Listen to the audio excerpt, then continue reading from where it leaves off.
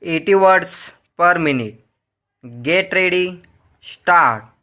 If we want to understand the process of income generation, we will have to study the circular flow of income and the various steps thereof, which illustrate as to how income is created and how it is disposed of. For this purpose, let us assure a simple economy with only two sectors, that is the household sector and the business sector. The household sector supplies the productive services, receives remuneration for these services, and spends the income thus received to consume the output produced in the economy.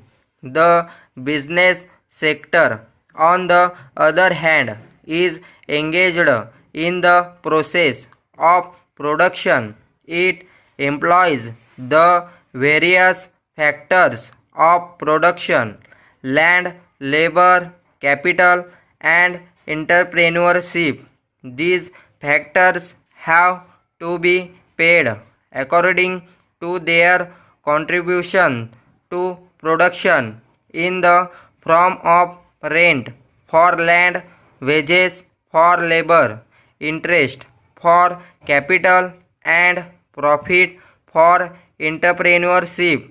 Whatever is paid out in this process appears as cost to the producers who employ the various factors of production, while the same accrues as income to the factors and households supplying those factors. Thus, the expenditures of the business sector as incomes of the factors of production, since the total amount of factor remunerations, that is rent, wages, interest, and profit, is nothing other than the cost of production of the output.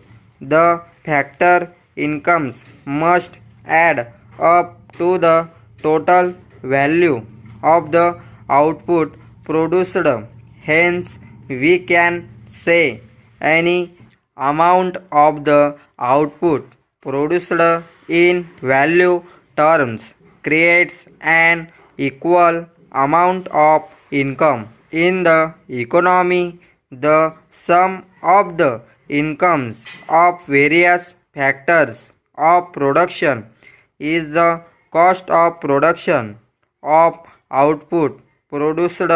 Once again, incomes are generated, which are they spent on buying goods and services by the household sector and come back to the business sector in the form of its revenue.